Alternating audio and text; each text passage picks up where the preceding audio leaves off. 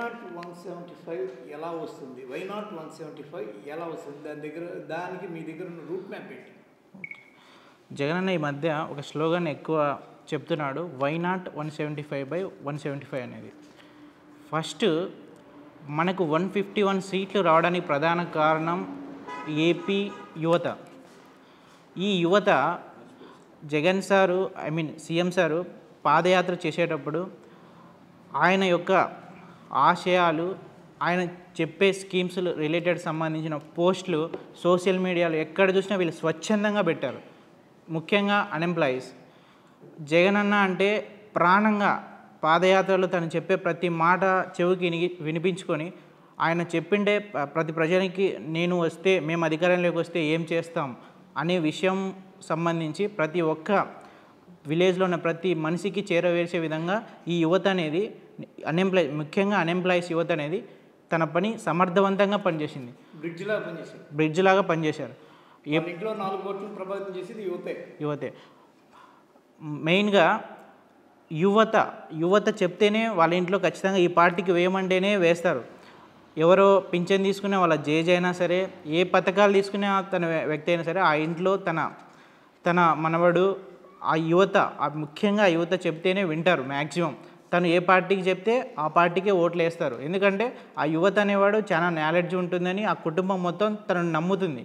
నమ్మే తను తీసుకునే డెసిషన్ కరెక్ట్ అని నమ్మి తను చెప్పిందే ఖచ్చితంగా కుటుంబంలో ఉండే వాళ్ళ ప్రతి ఒక్కరితో కన్విన్స్ చేసి వేపియగలడు. మొన్న ఎమ్మెల్సీ ఎన్నికలప్పుడు కూడా ఇదే జరిగింది.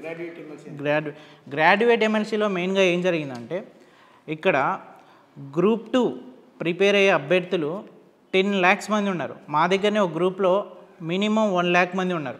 ప్రతి ఒక్కరూ 4 years నుంచి ట్విట్టర్లో వైఎస్ఆర్సీపీ డిఎంఓ కానీ, వైఎస్ఆర్సీపీ ప్రతి ఒక్క మంత్రి కానీ, సజ్జల సార్ కానీ ప్రతి ఒక్కరికి ట్వీట్ చేసి చేసి చేసి అలసిపోయారు. ఏ దానికోసం అంటే, తను first year every year job calendar అని ఒక జాబ్ క్యాలెండర్ రిలీజ్ చేశారు. దాంట్లో గ్రూప్ 2 పోస్టులు జస్ట్ 5 మాత్రమే ఆ జాబ్ క్యాలెండర్లో చూపించడం జరిగింది. ప్రతి యువత ఎక్స్పెక్ట్ చేసే గ్రామీణ యువత గ్రూప్ 2 పోస్టులు అంటే మినిమం 700 to 1000 మధ్యలో ఉండాలి అనేది. అంటే ఆ 1000 పోస్టులు ఇస్తేనే జోన్ వైజ్ తీసుకొని జోన్ డివైడ్ చేస్తే మళ్ళీ దాంట్లో ఓసీ, బీసీ, ఎస్సీ, ఎస్టీ ఇవన్నీ జోన్ల వైజ్గా తీసుకుంటే మహా అంటే 20, 30 అట్లా వస్తాయి. కానీ ఈ 5 పోస్టులు ఇవ్వడం వల్ల 5 పోస్టులు ఇస్తే జోన్లో 5 ఉంటాయి. జోన్కు ఒకటి అంటే అసలు ఓసీకి ఉండదు, ఎస్సీకి ఉండదు, బీసీ ఉమెన్ కూడా అసలు ఏం జాబులు ఉండవు. అసలు రాయడం వేస్ట్.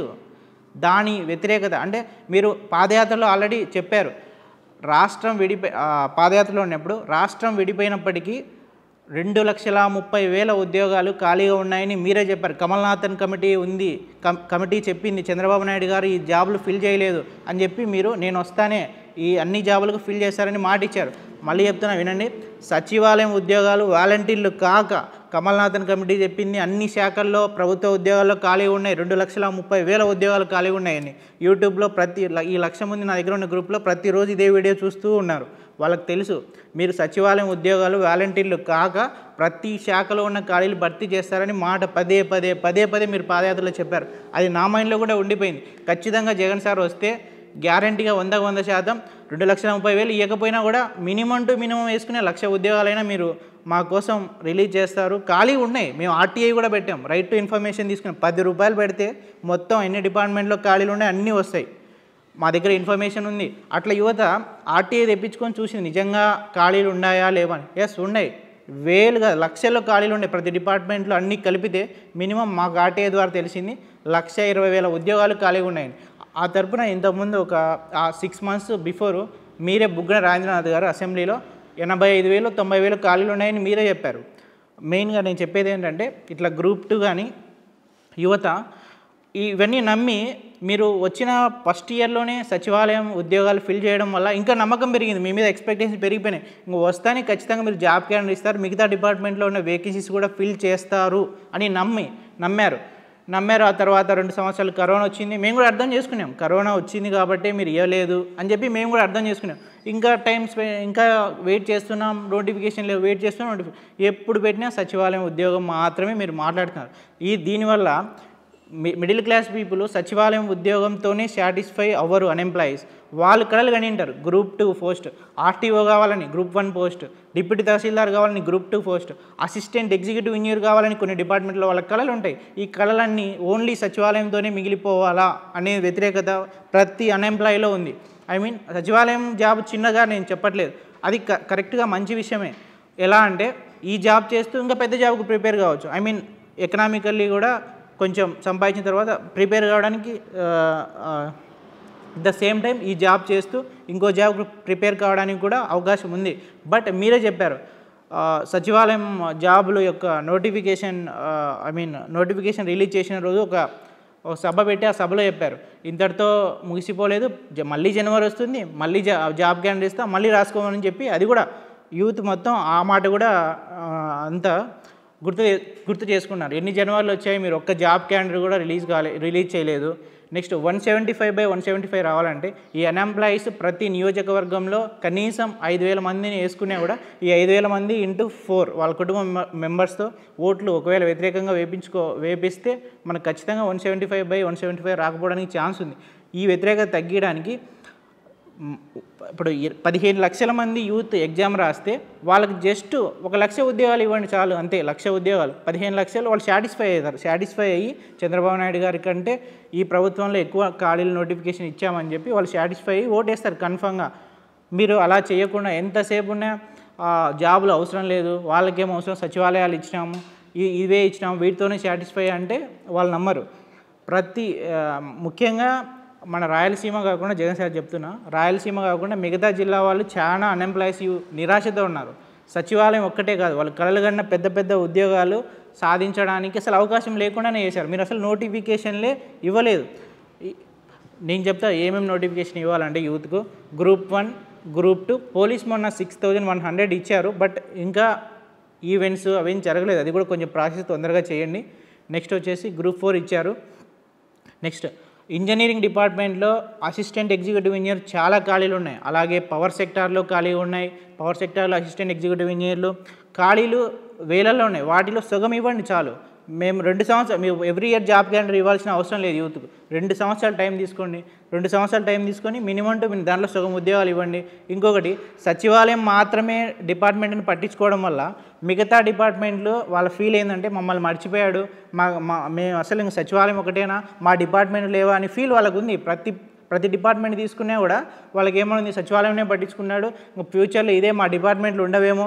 సపోజ్ రెవెన్యూ డిపార్ట్మెంట్ తీసుకుని అక్కడ పోయి ఒకవేళ నేను అడిగితే వాళ్ళు ఇదే చెప్పారు, ఇంకా అయిపోయింది అంతా సచివాలయం మీద పెట్టాడు, ఇంకా మమ్మల్ని ఎవరు పట్టించుకుంటారు అని వాళ్ళు నిరాశగానే ఉన్నారు. అట్లా ప్రతి ఒక్క డిపార్ట్మెంటు ఇన్సెక్యూర్గా ఫీల్ అవుతుంది మీరు సచివాలయం మీద ఓన్లీ ఫోకస్ చేయడం వల్ల. నెక్స్ట్ ఎడ్యుకేషన్ డిపార్ట్మెంట్లో district selection committee, next technical education, higher education అని 3 రకాలేమో ఉంటాయి according to my knowledge. Technical education పూర్తిగా వదిలేశారు. అసలు టెక్నికల్ ఎడ్యుకేషన్ మీద మీరు అసలు రివ్యూనే జరపలేకుండా ఉన్నారు. టెక్నికల్ ఎడ్యుకేషన్ డిపార్ట్మెంట్లో ఖాళీలు ఉన్నాయి. హైయర్ ఎడ్యుకేషన్లో 2,000 ప్రొఫెసర్ పోస్టులు అని చెప్పి ఎప్పుడో 2020 క్యాలెండర్లో చెప్పారు. అది అసలు ఇప్పటివరకు ఏ ప్రాసెస్ జరుగుతుందో కూడా తెలియదు. అవి కోర్టులో కేసు ఉన్నాయంట. ఆ నోటిఫికేషన్లు రాలేదు, అది ఎగ్జామ్ పెట్టలేదు, అది వ్యతిరేకత. నెక్స్ట్ వచ్చేసి మెయిన్గా పవర్ సెక్టార్ డిపార్ట్మెంట్లో కూడా అసిస్టెంట్ ఎగ్జిక్యూటివ్ ఇంజనీర్ పోస్టులకు అసలు మీరు నోటిఫికేషనే ఇవ్వలేదు. 4 years నుంచి వెయిట్ చేస్తూనే ఉన్నారు. వాళ్ళు వెయిట్ చేస్తే ఇంకా ఇస్తాడు జగనన్న, ఇంకా ఇస్తాడని. మెయిన్గా అన్ఎంప్లాయీస్ యూత్ అర్థం చేసుకున్నారు. బట్ ఆ అన్ఎంప్లాయీస్ యూత్ని మీరు అర్థం చేసుకోలేదనేది ఫైనల్గా మాకు అర్థమవుతుంది. నెక్స్ట్ సజ్జల గారు ఎంత చెప్పినా సచివాలయం మాత్రమే ఉద్యోగాలు కాదు, మిగతా డిపార్ట్మెంట్లను గుర్తిస్తే ప్రతి నియోజకవర్గంలో ఉన్న అన్ఎంప్లాయీస్ అందరూ సాటిస్ఫై అయ్యి వాళ్ళు ఇప్పుడు సపోజ్ ఒక పవర్ సెక్టార్ తీసుకున్నాము. పవర్ సెక్టార్లో ఒక అసిస్టెంట్ ఎగ్జిక్యూటివ్ ఇంజనీర్ అనే ఎగ్జామ్ రాస్తే దాంట్లో మహా అంటే మీరు 200 300 రిలీజ్ చేస్తారు. రాసేది 2 lakhs మంది. మీరు 2 సంవత్సరాలకు కనీసం 5 yearsలో 3 నోటిఫికేషన్లు ఇస్తే 3 లక్షల మంది ఎగ్జామ్ రాస్తారు. 3 లక్షల మంది సాటిస్ఫై అవుతారు. అన్నొకటిని ఇచ్చాను అని చెప్పి మళ్ళీ ఓటు వేస్తారు ఖచ్చితంగా. ఈ ఓటు వేయడం ప్రతి ఒక్క అన్ఎంప్లాయీ ఓటు వేయడం వల్ల మనకు 175 వచ్చే ఛాన్స్ ఉంది. ఎందుకుండదు? ఖచ్చితంగా ఉంటుంది. మీరు మిగతా డిపార్ట్మెంట్లన్నీ మర్చిపోయి ఏదో ఓన్లీ సచివాలయం, ఎప్పుడు చూసినా సచివాలయం అలాగే అన్ని లైబ్రేరియన్లో పోస్టులు ఖాళీగా ఉన్నాయి. ఆ లైబ్రరీ పోస్టులను కూడా ఖచ్చితంగా రిలీజ్ చేయాలి. చాలామంది 42 ఇయర్స్ నుంచి పెద్ద పెద్ద వయసు ఉన్న వాళ్ళు దానికి సపరేట్గా కోర్స్ నేర్చుకొని వెయిట్ చేసే వాళ్ళు కూడా ఉన్నారు. వాళ్ళని కూడా మనం పట్టించుకోవాలి కదా. నా ఫైనల్గా నేను ఏం చెప్తున్నానంటే సచివాలయం ఒక్కటే కాదు, మిగతా డిపార్ట్మెంట్ల మీద కూడా ఖచ్చితంగా ఫోకస్ చేయాలా, రివ్యూ చేయాలా. వాళ్ళు మెయిన్గా ఇంకోటి కలెక్టర్లు ఏం చెప్తానంటే ఐఏఎస్ ఆఫీసర్స్ ఇప్పుడు ఒక డిపార్ట్మెంట్ తీసుకొని వస్తే ఖాళీలు ఇవన్నీ అవసరం లేదు, అసలు ఫిల్ చేయాల్సిన అవసరం లేదని చెప్తున్నారంట. మామూలుగా మాకు దృష్టికి వచ్చింది, ఫిల్ చేయాల్సిన అవసరం ఎందుకు ఉండదు. నేను చదువుకున్నాం, ఎలక్ట్రికల్ ఇంజనీరింగ్ చదువుకున్నాం. మా పవర్ సెక్టార్లో మేము ఆర్టీఐ వేసింటే 1200 ఉద్యోగాలు అసిస్టెంట్ ఎగ్జిక్యూటివ్ ఇంజనీర్ ఖాళీలు ఉన్నాయి. మీరు తెమ్మన్నప్పుడు కలెక్టర్ ఐఏఎస్ ఎనర్జీ సెక్రటరీ తీసుకొని వచ్చి మీ దగ్గరికి ఏం చెప్తారు, అవసరం లేదు, ఫిల్ చేయాల్సిన అవసరం లేదంట. మా బతుకులు సార్ ఇవి, మేము చదువుకుంటాం, 4 ఇయర్స్ నుంచి కష్టపడి చదువుతాం, పవర్ సిస్టమ్స్ చదువుతాం, ట్రాన్స్ఫార్మర్స్ చదువుతాం, ట్రాన్స్మిషన్ లైన్స్ గురించి చదువుతాం, జనరేషన్ గురించి చదువుతాం. 4 ఇయర్స్ నుంచి ఎలక్ట్రికల్ చదివి మేము గెయిన్ చేసిన ఎనర్జీ సంబంధించిన రిలేటెడ్ జాబ్ చేయాలని మాకు ఉంటుంది సార్. ఖచ్చితంగా మీరేమంటారు, సచివాలయం జాబ్ లేదా అంటారు. సార్ మేము చదివింది 4 ఇయర్స్ ఎలక్ట్రికల్ ఇంజనీరింగ్ చదివి ఎలక్ట్రికల్ కాంపోనెంట్స్, ఎలక్ట్రికల్ డివైస్ గురించి నేర్చుకొని సచివాలయం జాబ్ డిజిటల్ అసిస్టెంట్ చేయాలంటే మనసు ఒప్పదు సార్. బట్ మీరు సచివాలయం ఇచ్చారు, నేను దానికి కాదన్ను. చాలా నిరుద్యోగం, ఈ 1,30,000 ఉద్యోగాలు ఇవ్వడం వల్ల కొంచెం నిరుద్యోగం తగ్గింది. బట్ అదొక్కటే తీసుకొని మిగతా ఉద్యోగాలన్నీ వదిలేశారు అనేది ప్రతి ఒక్క డిపార్ట్మెంట్, ప్రతి ఒక్క గవర్నమెంట్ ఎంప్లాయీకి ఉంది, ప్రతి ఒక్క అన్ఎంప్లాయీకి ఉంది. ఇంకొకటి వచ్చేసి మెయిన్గా రైతులు. ఇది మన రాయలసీమ జిల్లాలో ముఖ్యంగా అనంతపురంలో నేను తీసుకుంటే, అనంతపురం అనేది చాలా కరువు జిల్లా. చంద్రబాబు నాయుడు గారి హయాంలో ఈ రైతులకు ఇన్సూరెన్స్లు అనేవి 1 ఎకర్కి యావరేజ్గా తీసుకుంటే 30,000 పడేదంట. బట్ మనము నష్టపరిహారము ఎంత ఇస్తున్నామంటే 8,000 to 10,000. ఇది కూడా వాళ్ళు బ్యాలెన్స్ చేసుకున్నారు. అంటే మీరే చెప్పారు, నాన్నగారు 1 అడుగు ముందుకేస్తే ప్రజల కోసం నేను 2 అడుగులు ముందుకేస్తా అని మీరే చెప్పారు కాబట్టి ప్రజలు నమ్మి ఓటేశారు. ఆ నమ్మకాన్ని ఖచ్చితంగా నిలబెట్టుకోవాలి. వాళ్ళు ఏం అర్థం చేసుకున్నారంటే నాన్నగారు 1 అడుగు నేను 2 అడుగులు ముందుకేయడం అంటే నాన్నగారి హయాంలో ఎకరాకి మినిమం టు మినిమం పంట నష్టపరిహారం 25,000 to 30,000 ఆయన కూడా ఇచ్చేవాడు. ఇప్పుడు ప్రజలు ఏం ఎక్స్పెక్ట్ చేస్తున్నారు, 30,000 నాన్నగారు 1 అడుగు మీరు 2 అడుగులు అన్నారు, 30,000 కొంచెం పెంచాలి అమౌంట్, పంట నష్టపరిహారం. అలా మీరు ఇవ్వలేదు, ఓన్లీ రైతు భరోసా ఒక్కటే ఇవ్వడం వల్ల వాళ్ళు ఇన్సూరెన్స్ సరిగా రాలేదని వాళ్ళు కూడా ఇన్సెక్యూర్గా ఫీల్ అవుతున్నారు. ఖచ్చితంగా ఇది కూడా మీరు పరిగణలోకి తీసుకోవాలి. ప్రతి అంశాన్ని పరిగణలోకి తీసుకుంటేనే 175 వస్తాయి. ఇంకొకటి ప్రతి మీటింగ్లో ఓవర్ కాన్ఫిడెన్స్గా మనకు 175/175 వస్తాయి, 175 రావాలి, ఎందుకు రావు ఇట్లా అనకూడదు సార్. ఎందుకంటే ఫర్ ఎగ్జాంపుల్ నేను ఓసీ క్యాండిడేట్ గవర్నమెంట్ జాబ్కి ప్రిపేర్ అవుతున్నా. మా ఊళ్ళో నేను ఏమని చెప్తానంటే, మా జగన్ సార్ జాబ్ నోటిఫికేషన్ ఇస్తాడు, నాకు జాబ్ వస్తుందంటే నీకు జాబ్ రాదనే అంటారు వాళ్ళు. ఎందుకంటే నేను కాన్ఫిడెన్స్గా చెప్తాను కాబట్టి. అట్లనే మీరు కూడా కాన్ఫిడెన్స్గా ఏది మాట్లాడినా ప్రజలు అనేది తీసుకోరు. మనం ఎప్పుడు వినయంగానే అడగాల, నన్ను గెలిపియండి, మ్యాక్సిమం సీట్లతో గెలిపియండి అని చెప్తే వాళ్ళు 175 ఇస్తారు. ముందే మనం 175/175 అంటే వాళ్ళు ఇవ్వరు అసలు ఫస్ట్. అది కూడా మీరు ప్రతి సభలో మాట్లాడడం మానేయాలి. 175 మాట్లాడకుండా మనం తెచ్చుకోవాలి. అదే నేను చెప్పదలుచుకునింది. ప్రతిసారి 175/175 అన్నారనుకో వాళ్ళకి ఏమనిపిస్తుంది అంటే ఓవర్ కాన్ఫిడెన్స్తో మాట్లాడుతున్నాడేమో అని గర్వంగా అనుకుంటున్నాడేమో అని చెప్పి వీళ్ళు తగ్గడానికి ట్రై చేస్తారు ప్రజలు. మన అభిమానులు కూడా, మన వైఎస్ఆర్సీపీ అభిమానులు కూడా కొంచెం ఉంటుంది. ఇది ప్రతిసారి 175 డెమోక్రసీ, ప్రతిదీ అధికారంలో వైఎస్ఆర్సీపీ ఉంటే 175 సీట్లు. డెమోక్రసీ ఎక్కడ ఉంటుంది? ఇప్పుడు మాకు సమస్యలు వచ్చినాయి, అసెంబ్లీలో మాట్లాడడానికి ఎవరు ఉంటారు? మా సమస్యల పరంగా అన్నీ మీరే మాట్లాడితే ప్రతి ఒక్కటి 175 సీట్లు ఇస్తే ప్రజలు మా సమస్యలు పట్టించుకోరని చెప్పి వాళ్ళకు కూడా భావన ఉంటుంది. కాబట్టి 175/175 చెప్పకుండా మనం తెచ్చుకోవాలి. అది ఎలా అంటే వాళ్ళకి అసలు చెప్పకూడదు 175/175. ప్రతి ఒక్క సామాజిక వర్గాన్ని పట్టించుకోండి, ప్రతి డిపార్ట్మెంట్ మీద రివ్యూ చేయండి. ఖాళీలే కాకుండా గవర్నమెంట్ ఎంప్లాయీస్ యొక్క సమస్యలు పట్టించుకోండి. వాళ్ళ శాలరీ కొంచెం మీరు మాట్లాడండి, బయటకు వచ్చి మీరు మాట్లాడితే వాళ్ళు ప్రతిదీ ఆర్థికంగా లేకపోయినా మీరు మాట్లాడితే, మీరు చెప్పగలిగితే వాళ్ళు కూడా అర్థం చేసుకుంటారు గవర్నమెంట్ ఎంప్లాయీ. మీరేమో సజ్జల గారితో మాత్రమే మాట్లాడిస్తారు, మీరు బయటికి రారు. బట్ మీరు వచ్చి వాళ్ళకి చెప్పండి. నేను తెలంగాణలో నేను చూశాను, టీఎస్లో సీఎం కేసీఆర్ గారు, మంత్రి గారు బాగా మాట్లాడతారు గవర్నమెంట్ సంఘం నాయకులతో గవర్నమెంట్, కానీ మీరు మాట్లాడరు. కాబట్టి వాళ్ళు దాన్ని కూడా తీసుకుంటారు. కాబట్టి ఇవన్నీ ముఖ్యంగా అన్ఎంప్లాయీస్ వాళ్ళకు 2,30,000 ఉద్యోగాలు భర్తీ చేస్తామని మీరే హామీ ఇచ్చారు. బట్ అది చేయలేదు. 2,30,000 ఉద్యోగాలు వాళ్ళు కూడా అడగలేదు. మినిమం టు మినిమం ప్రతి డిపార్ట్మెంట్ టచ్ చేసి ఒక 2000 కాలనీలో ఒక డిపార్ట్మెంట్లో సగమే ఇవ్వండి, ఏం ప్రాబ్లం లేదు.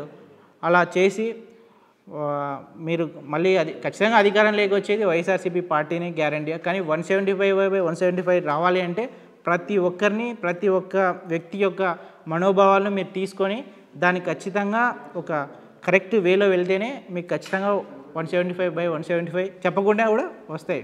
మళ్ళీ చెప్తున్నా, 175/175 వస్తాయని సార్ చెప్పకూడదండి ఏ సభలో. హాయ్ ఫ్రెండ్స్, మా టుడే టుమారో యూట్యూబ్ ఛానల్ చూస్తున్నందుకు చాలా థ్యాంక్స్. మరిన్ని లేటెస్ట్ వీడియోస్ కోసం వెంటనే సబ్స్క్రైబ్ చేయండి. అలాగే ఈ బెల్ ని కూడా రింగ్ చేసేయండి. మా నోటిఫికేషన్స్ అన్ని మీ మొబైల్లో వస్తాయి. అలాగే మా వీడియోస్ మీకు నచ్చితే లైక్ చేయండి, షేర్ చేయండి, నచ్చకపోతే కామెంట్ చేయండి.